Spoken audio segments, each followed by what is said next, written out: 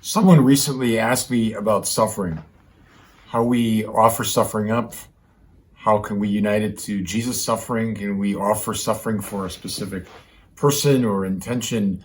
And it led me to reflect on how Catholicism has a very unique view of human suffering. Christianity is the only world religion that believes that God takes our suffering so seriously that he himself entered into it.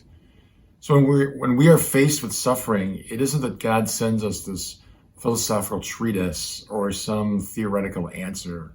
He came to us in the person of his Son, and on the cross, Jesus embraces our suffering, enters into it, lifts all of it up, absorbs it, and gives it to the Father in this complete act of self-oblation, in this holocaust of self. And it's in that action then that we are saved from our sins and our death through the power of Jesus' death and resurrection.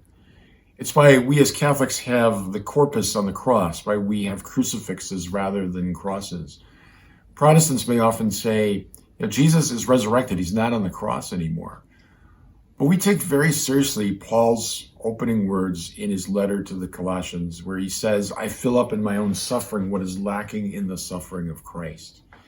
That at first may seem heretical. How could there be something lacking in the sufferings of Jesus? His suffering is perfect. His life was perfection.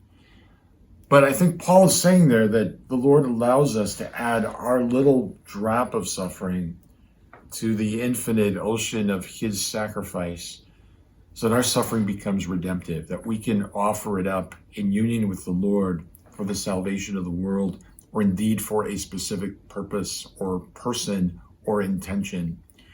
When we're faced with physical suffering or emotional suffering or spiritual suffering, take that as a gift. And that's hard to do. It's easy to say, very hard to do, because suffering never feels like a gift. And yet the Lord gives it to us as a way of purifying our hearts, deepening our faith, challenging us to trust, and asking us to hand over to him the totality of our life.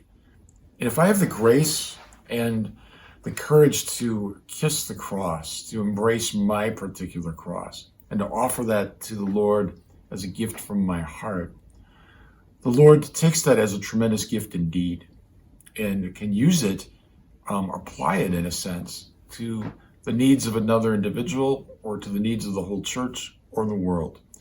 So can I suffer for a particular person? Yes. Can I offer my suffering in union with Jesus? Yes. Not only can I do that, I should do that. And that way, my suffering takes on an infinite meaning in union with the Lord on the cross.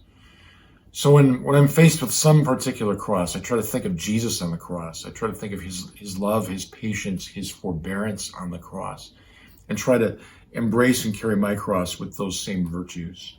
So we ask the Lord to help us to embrace the cross, to kiss it, and to find there the means of our salvation and the spiritual energy that allows others to be drawn to the heart of the Lord.